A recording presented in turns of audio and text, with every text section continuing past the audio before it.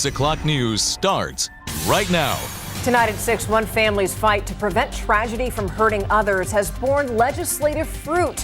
How Audrey's law aims to protect kids this Halloween. A father and son both surviving a rare cancer diagnosis. How a handful of tests can help you catch similar diseases early, especially those that run in the family. Also, testimony continues in the trial of 3 ex-SAPD officers who shot and killed Melissa Bettis. What former colleagues said about those officers. We're now 18 days from Halloween, and usually this is a time when some parents, to keep their kids safe, check the sex offender registry before they make a trick-or-treating plan. And this year, just so you know, there are going to be more names on that list. So Audrey's law went into effect September 1st. It expanded the charges that would require sex offenders to register. Courtney Friedman explains that includes grooming now and charges involving plea deals. He was just a child that liked to help others. 11-year-old Audrey Cunningham's grandparents called her happy and kind. Their hearts broken after Audrey was kidnapped and killed in February of 2024 by a family friend. They did not know that Don Stephen McDougal had previously pleaded down charges of indecency with a child, escaping a requirement to register as a sex offender. A new state law in Audrey's name just went into effect September 1st, closing loopholes like that by adding child grooming to the list of crimes that require registration and by making criminals register regardless of a plea deal. When we talk about child abuse, there are so many levels to this, and I think a lot of people don't realize that. Like, we talk about the word grooming. Grooming goes hand in hand with child sexual abuse because most of the time when a child has been sexually abused, grooming has occurred before that physical act has then taken place. Grooming is when a predator builds a trusting relationship with a child or family, making it easier for future abuse. You can be trying to separate your child to get time alone with them. It can be showing favoritism as well. That can look like gift giving or paying extra attention to a child. Reeves is proud that Texas has passed a law like this, holding criminals accountable for any and all of their abusive behaviors. We're having this conversation now because of this law. We're going to educate the community more because of this law. If we help just one other child avoid this kind of a sexual predator, we will have honored her name. Courtney Friedman, KSAT 12 News. Audrey's family is not stopping here. They want this law passed in every state. In the meantime, any family who wants to learn more about grooming can go to the Child Safe website and do live webinars or just get fact and information sheets. We have a link to that on KSAT.com. Just search Audrey's Law. Now, gunfire after a driver and a scooter rider got into a disagreement. It happened near Perrin Bidle and Perrin Central. That's on the northeast side. San Antonio police say the two got into an argument after the man on the scooter said that the driver almost hit him. Investigators say the scooter rider then called a family member, and when that person showed up, police say they shot at the car's tires. Nobody was hurt, but SAPD is now looking for video of that incident to give them a better idea as to what led up to it.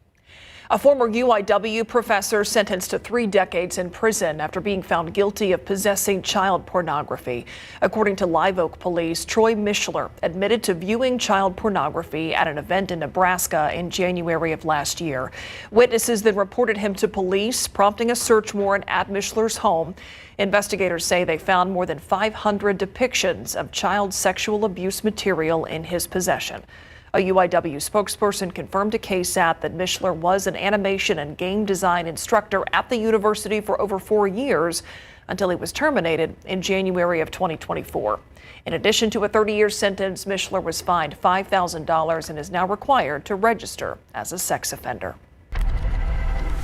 A 16-year-old John Jay High School student has died after being hit by a truck in a crosswalk outside the school nearly a month ago. He had been in the hospital ever since that crash, and he died yesterday morning. That accident happened September 16th.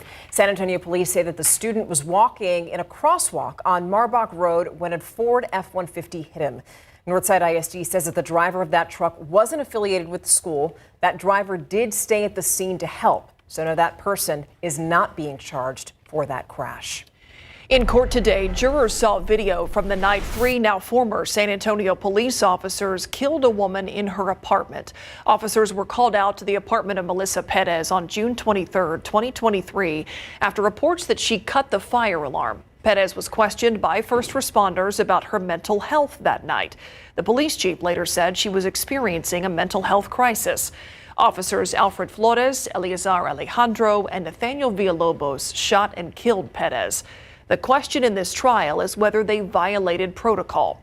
The first responding officer that night, Jesus Rojas, took the stand today and answered questions about his encounter with Perez. Was she physically aggressive to you at any point? No, sir. Was there any mental health unit officers or personnel that you could have dispatched that call? No. Sorry? No, sir. It would be a little over 2 hours after Officer Rojas first encountered Perez that she was shot and killed. All three former officers on trial face up to life in prison if found guilty.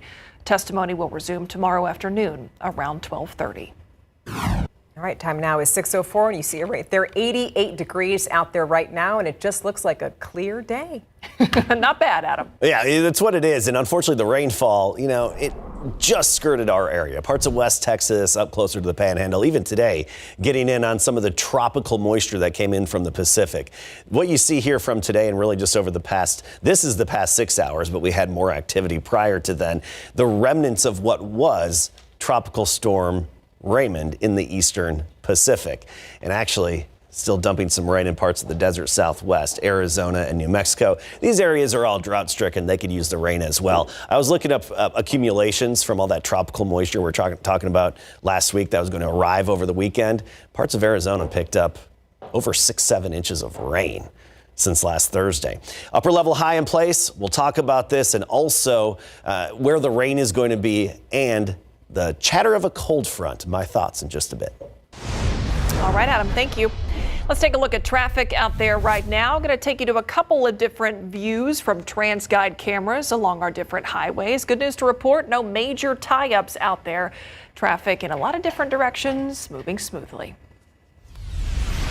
20 living hostages and the bodies of 4 more returned home to Israel today as part of a long-awaited ceasefire agreement between Israel and Hamas. Almost 2,000 Palestinian prisoners were also released under those terms of the ceasefire, which the Trump administration brokered. President Trump, by the way, himself in the Middle East, meeting with leaders in that region to discuss how to move forward with that peace deal. The president's plan could see the creation of a Palestinian state, which Israeli Prime Minister Benjamin Netanyahu is against. Meantime, the federal government remains shut down tonight. The Senate won't be voting on a funding bill until tomorrow night, and hopes are not high that it will pass. The White House says the Pentagon will tap about $8 billion in unused research funds to get paychecks to roughly 2 million service members on Wednesday. Vice President J.D. Vance says that some money will come from income tax and tariff revenue. Now this week, you can apply to a public college or university in Texas without having to pay an application fee. And that's thanks to a new state law. October 13th through the 19th is Free College Application Week. Students have to apply online through applytexas.org. And in doing so, they can save anywhere from $50 to $90 on each school application. Good luck to you. San Antonio is the 7th largest city in the U.S., and yet many people who live here struggle to make ends meet. A sad reality. Now you can enter the Buckner Family Hope Center, enters the chat right now, because it opened today over on the west side, and it aims to help local families.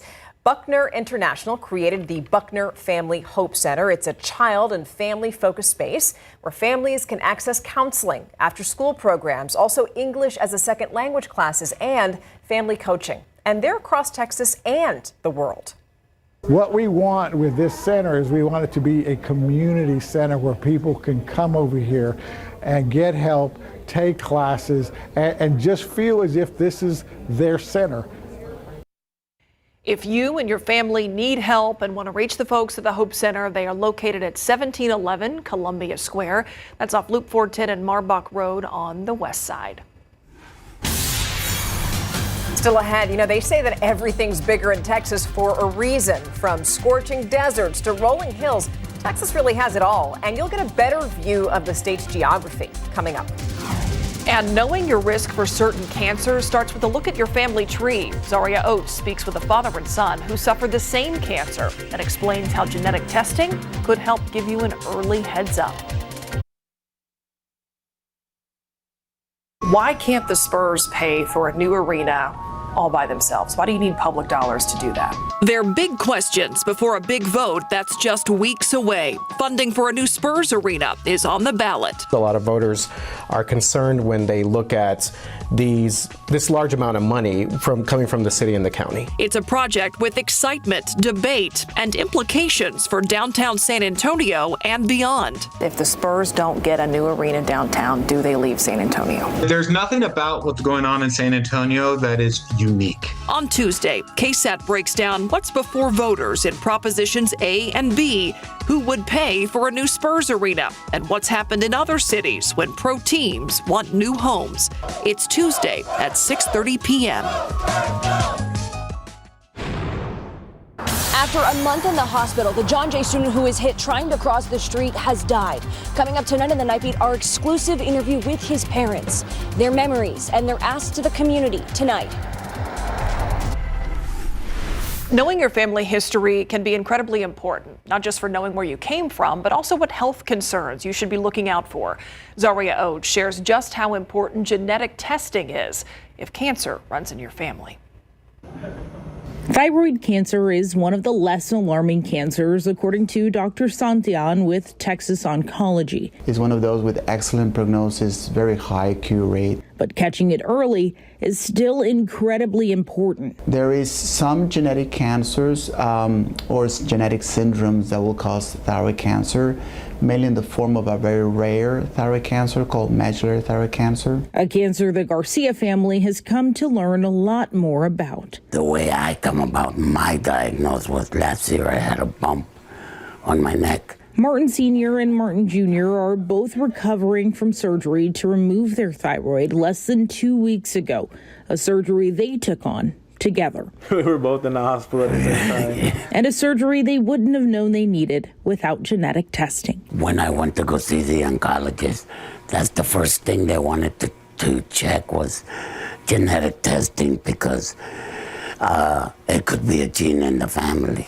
So I went over to Texas Oncology to talk to a surgeon and to talk to a geneticist about just how important this testing is. It's just a blood draw. So the logistic part of genetic testing, easy. Here, a blood draw, just right in the lab. This is genetic counselor Mokhtari Myers with Texas Oncology. We're looking for changes or mutations that an individual was born with. And having one of these mutations can significantly increase the risk for someone to develop cancer. The results said, this gene is in your family.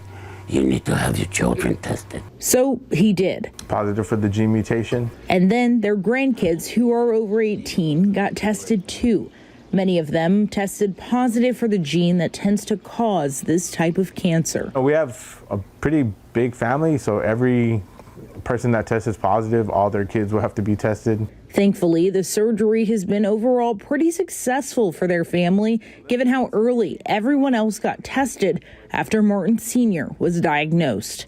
And all of their surgeries have been done by the same doctor. Very good. And Dr. Santian has been a blessing with how good he's been with us. And I think he knows our family very well at this point. So we're looking for nodules on the Mokhtari Myers mentioned they see a lot of patients who are adopted or don't know their family history, so this isn't a requirement, but it is helpful. The evolution of genetic testing now over the last years, it's more accessible to the patients and to the general population. Zaria Oates, KSAT 12 News.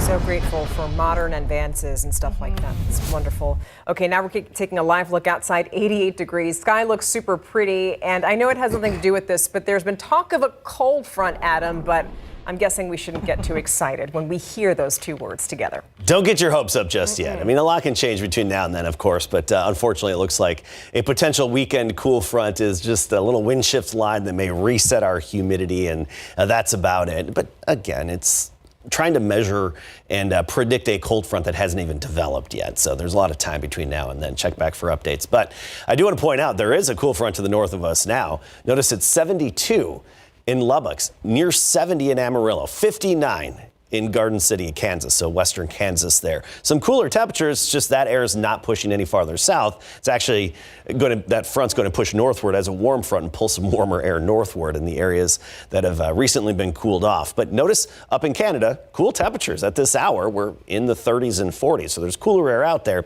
But that batch of cool air is going to head into New England and the mid-Atlantic. And then the next front, which would be the one that could drop into Texas by this upcoming weekend, will have some cooler air, but I'm thinking as of now, the real noticeable temperature drop is going to be too far away from us and off to the north. The core of the cold air, the cooler air, just won't quite make it here. So mainly just a drop in humidity, a reset of humidity, and that's about it. Notice our temperature trend for afternoon highs.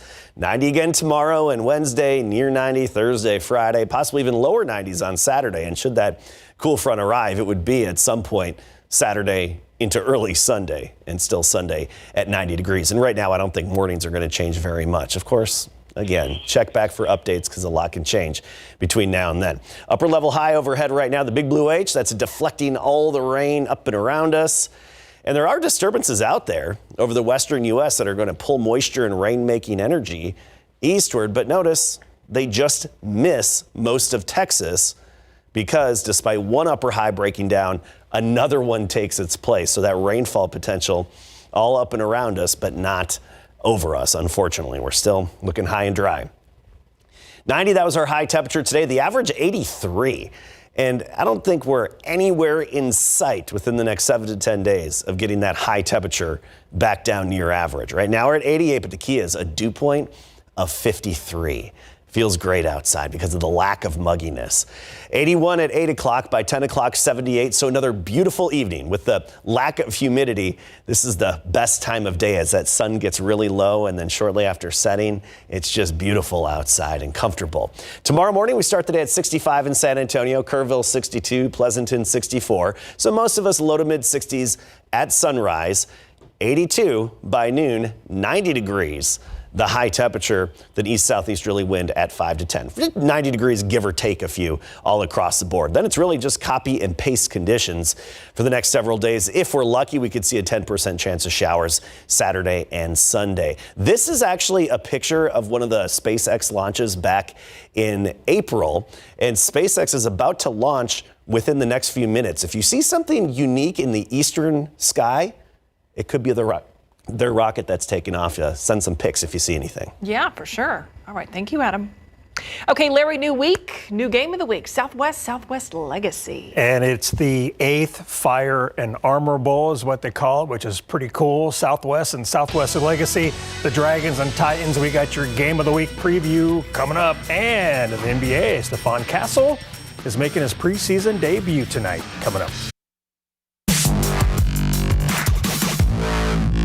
Dragons and Titans will collide in our game of the week when the Southwest Dragons play at the Southwest Legacy Titans Friday night at 7:30. And let's start with the home side Titans. They are 6-1 overall this season and 4-1 in District 14 5A1. Offensively, they have scored 206 points this season, second best in district and 4 points behind the Dragons. The Titans only lost this season with 34-15 to Laredo Nixon 2 games ago. Now the Titans are locked in and ready to face the Dragons at the Fire and Armor Bowl.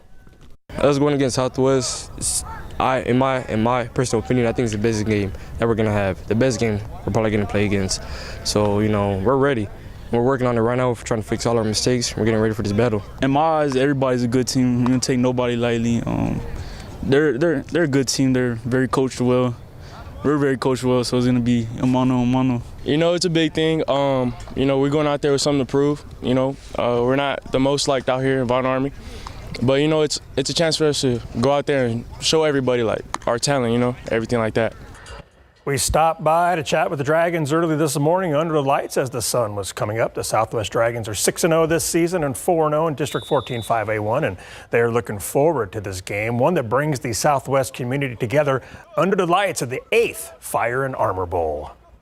It means a lot. It really brings the community together. It's a chance where two great schools can come together and play each other in a quality matchup. You know, it's special. They're our number one rivals. I know we say we got a lot of rivals, but Legacy, they're our neighbors. They're in our district. They're the guys that I think everyone looks forward to facing. I feel like our main goal for the season almost until playoffs. They're kind of like what we've been preparing for, and I think they're our toughest opponent so far, so I'm excited. Southwest at the Southwest Legacy Titans is our game of the week, Friday night at 7:30 at Legacy Stadium, and we'll be there live before and after the game. It's week 8 and time for a brand new 12's top 12 in Class 6A. Reagan is still 12 after taking Johnson to overtime. Taft is 11. Sotomayor is back in at number 10. Warren is 9. Canyon is 8. Medina Valley is up to 7. Brandeis is 6. Clark's 6-0, and they are still number 5. Johnson is undefeated at number 4. Brennan is 3. Harlan is 2.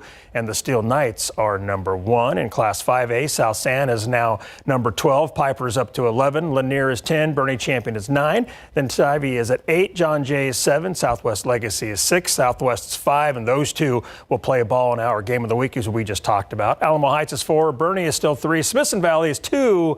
And 6-0 New Braunfels is still number 1. In Sub 5A, Stockdale is in at number 12. The Kennedy Lions are 11. Antonian 10. Comfort is 9 and coming off a bye. Blanco is 8. Canyon Lake is down to number 7. Somerset is number 6 after beating Canyon Lake. Hondo is 5. Bandera is 7-0. Number 4. Pope is 3. Lavernia is 2. And 7-0 Davenport is number 1 in Sub 5A. I wasn't off the court too long, so I mean, we played a little bit yesterday. I felt like I wasn't too much out of rhythm, but just be able to get in there tonight and, figure it out. Stephon Castle will make his preseason debut tonight at the Indiana Pacers. He missed the first 3 games with a bruised knee after knocking knees with Wimby. The game tipped off at 6, and we'll have your highlights for you tonight on the Night Beat. Okay, looking forward to that. Thank you. Yep. So still ahead, we're talking tortillas. We know they're a staple, but where did they actually come from? You spend so much time enjoying them, you don't think about it. But our Erica Hernandez is going to tell us where the flour tortilla got its start. You get them too fast to think about it. Plus, what does our geography have to do with the weather that we see in South Central Texas? KSAT Explains is next. In a state as big as Texas, you can bet there's a lot of diverse terrain. And you see it whenever you look on a map. So for this KSAT Explains, meteorologist Justin Horn breaks down that unique geography that we have here in our area, how it plays into our weather, and why it's so important.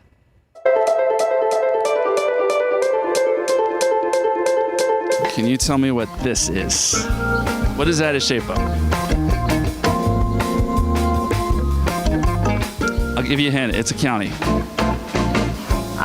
Is it Bexar County? It is Bexar County. Is it a state or are we looking at a county? It's a county. Yeah, see. It makes it more difficult, right? It does make it more difficult. Can you tell me where Bexar County is?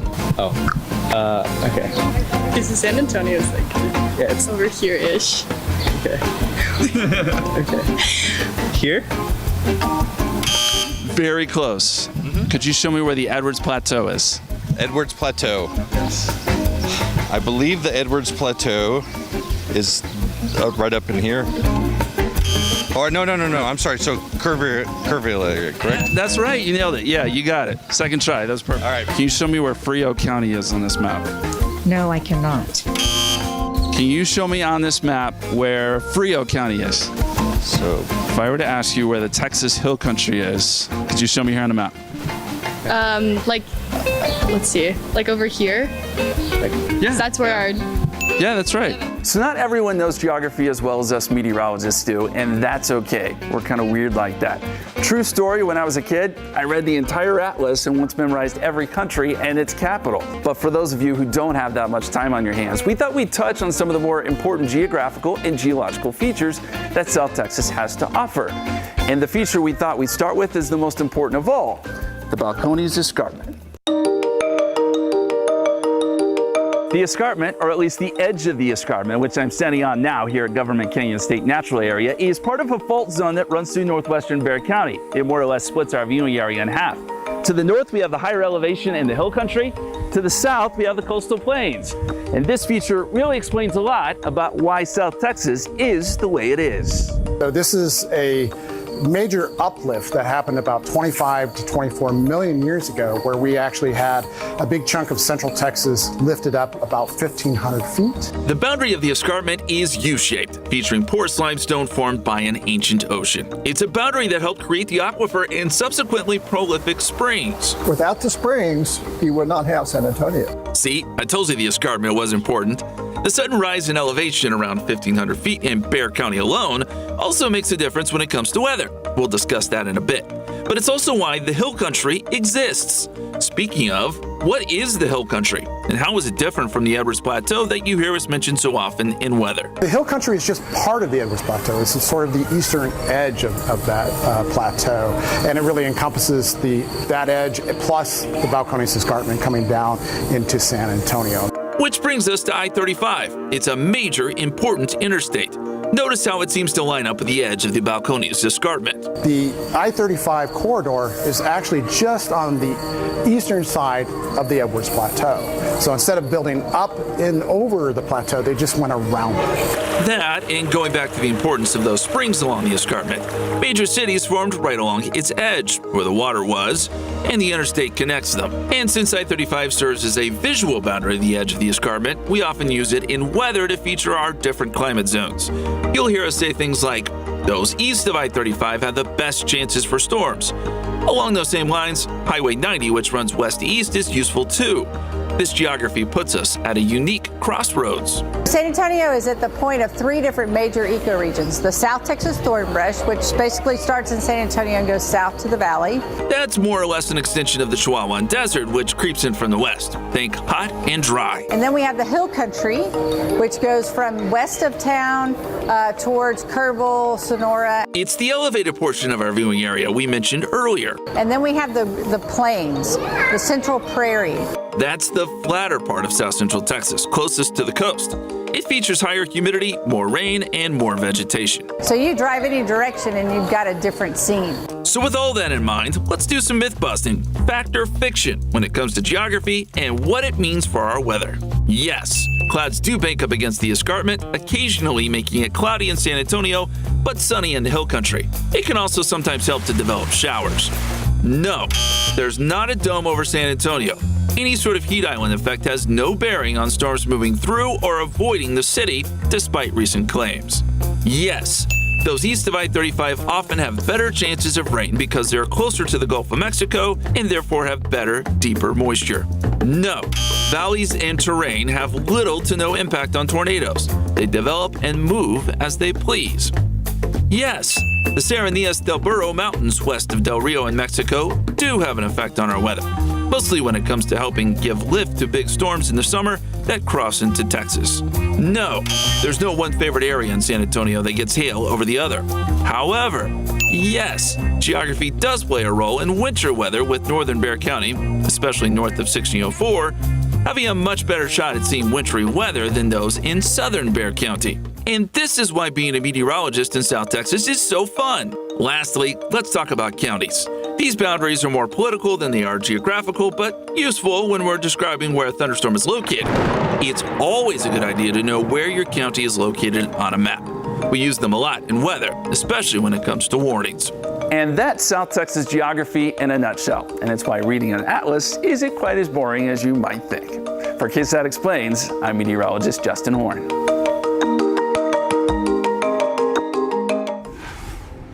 Still to come on the news at 6, it is something just about everyone in San Antonio eats and loves. But do you know the origin story of tortillas? Erica Hernandez tells us up next. Something that so many of us love and enjoy here in San Antonio, and that is a nice, warm, fresh flour tortilla. And it's really a delicious part of our culture, too. The question is whether you know its history. Erica Hernandez visited a local expert to find out more about the flour tortilla and its importance to the culinary industry. One of my fondest memories growing up was visiting my grandmother. I would grab one of her warm and fresh tortillas and roll it up with butter as a snack. That's my story with tortillas, but what is the story of the tortilla? I went to Dr. Ellen Riojas Clark, professor emerita of bicultural bilingual studies at UTSA, to find out. When the Spaniards come into the Americas and they brought wheat, some people say it's a lot of Jewish influence, Moorish influence, because of the fact that the Jewish couldn't eat corn. But flour, wheat, was something we could use. So with the insurgence of many different cultural groups into the Americas, the flour tortilla is born in the northern part of Mexico, and it has become a staple throughout the United States. Today, tortillas are big business, generating more than $6.5 billion in annual revenue nationwide. They're now more popular than bagels, English muffins, or pita bread. A tortilla has its own integrity. Its own integrity. You have to have a tortilla to put food in. Because otherwise, you can't pick it up and go. For Ellen, making tortillas is an act of love, one passed down through generations. What other food in the United States is made with such cariño? So much heart put into it. So much of it, exactly. And so I'm thinking as I do this, I'm thinking of all the grandmothers that have made tortillas de harina and have done it to supply their family with it. There's no other thing more beautiful than un taco con tortilla de harina, con frijoles, and a piece of bacon or chorizo con huevo. And she says keeping that tradition alive is just as important today. Doesn't take much to do it, just like you make Christmas cookies at one time. Take your kids and teach them about what it is, what a tortilla is. I think that for us to know who we are and why we are and what made us to be is the most important thing that we can teach. And as simple as a flour tortilla, it represents us, our contributions to the culinary arts. Erica Hernandez, KSAT 12 News. I love everything about it. For more on the history of the flour tortilla and to watch Dr. Riojas Clark make her version of them, you can head on over to our website, ksat.com. Nothing more comforting than a nice tortilla. My grandmother used to make them. God rest her soul. I miss her so much. And even when I smell that flour, I'm like, oh, it just takes me back. Yeah. So good. So many memories in a kitchen for sure. All right, look outside with live cam. Adam, you ran up to the KSAT roof to see if you could see that rocket take off. What's the verdict? No, couldn't see it, at least not from my vantage point. Could be just because the sun is still a little too high and bright, or just not a good enough vantage point. Typically, so the SpaceX did have a successful launch, and typically we could see their rocket in low Earth orbit once it circumnavigates the globe once. They always launch west to east, so now it's out over the Atlantic, but this rocket is going to splash down in the Indian Ocean. So unfortunately, it's not going to make it back overhead for us to get a view of it over the next hour. It's going to splash down. I was hoping maybe I could see it as it jettisoned its engines, but I couldn't even get that vantage point from here. We'll keep you updated when there's another opportunity. We have some dry weather and the chatter about the cold front just today. All right, we've had some more fall-like mornings for us around here, but we're still waiting on that real cold front to happen. Fall-like. I mean, we're keeping our fingers Yeah. crossed for it, but Adam, I mean, tell us the disappointing news. Yeah, fall-like, but not quite fall mornings. Fall adjacent. Yeah, fall adjacent. So this week, the pleasant mornings, though, right? They're pleasant, low humidity, mid-60s, but then warm afternoons, especially if you're out in the sun, it's downright hot. If you find shade, feels just fine. It's warm, but the low humidity makes it pretty tolerable and dry. Unfortunately, we're going to stay dry. Cold front, don't get your hopes up. And whenever these longer range cold fronts are within view, those potential fronts, you gotta be very skeptical of them this time of year, especially in the pattern that we've been in. Elsewhere across the nation, some snow in the northern Rockies up in Montana, some flooding in the desert Southwest, a nor'easter in the East Coast. There is action out there. It's just not over us. Being deflected all around us. Morning low temperatures, mid-60s for the most part. That's it. If we could squeeze out some cooler air from that front by Saturday, Sunday, it would maybe drop our morning temperature a little bit more. But right now we have that at 64 next Monday. So no big changes as of yet. There's actually a cold front off to the north now. Check out San Angelo, 86, Abilene, 86. Lubbock at 71, Amarillo at 68. And then you go up into Canada, the real source region of our cold air. And, well, as you get into winter, actually, some of the coldest air comes from Russia up and over the North Pole, then streams down through Canada and into our neck of the woods. Of course, that air modifies on its way here.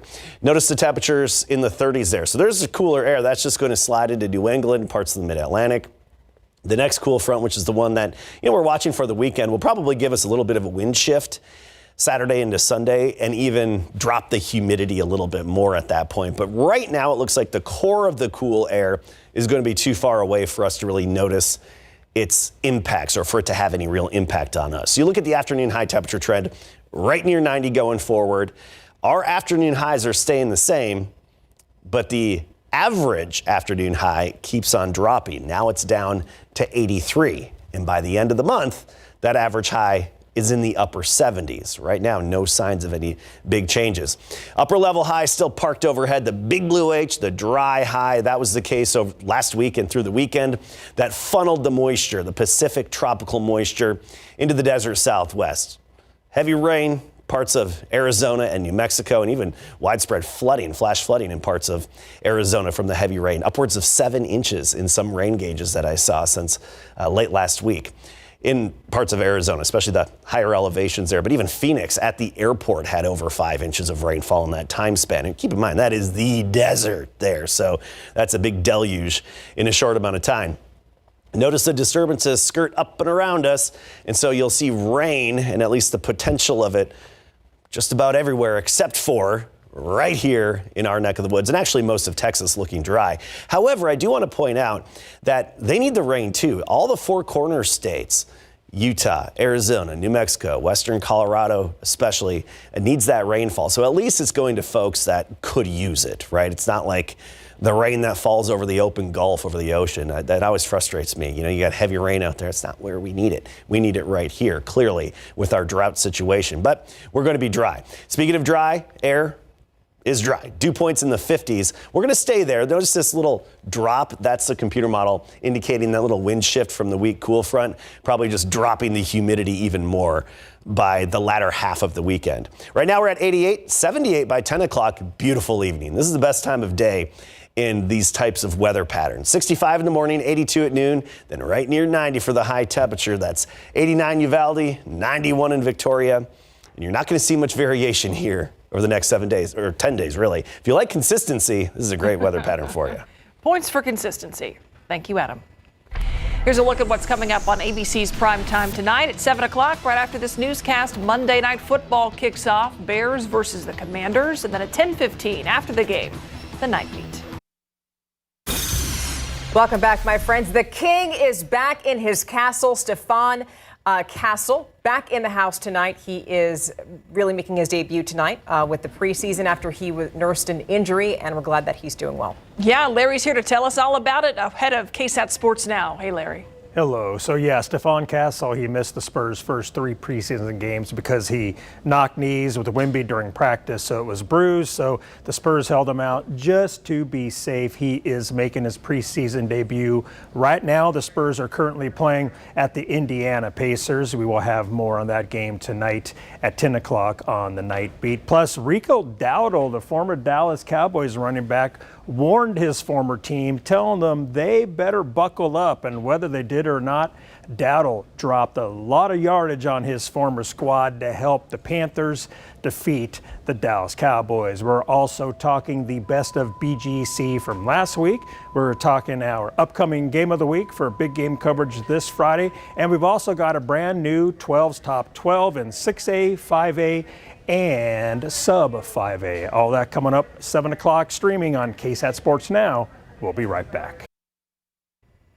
You can still help out the Texas Hill Country. October 18th, this Saturday, is the Hope for Hunt benefit concert at Pure Country Barbecue and Grill in Bernie. That concert runs from 3 to 10 p.m. Tickets are $80, and kids 12 and under get in for free. And headliners include Thompson Square, the J.R. Herrera Band, and more. For more details and tickets, head on over to KSAT.com and search Hope for Hunt. Adam. All right, so today we made it up to 90, but notice that average is 83. And even the mornings, although they're pleasant, 66 earlier today, 62 is the average now, and we're not going to be anywhere near there anytime soon. It's more of the same day after day. All right, thanks, Adam. And thank you for watching the news at 6. We'll see you on the night feed. Good night.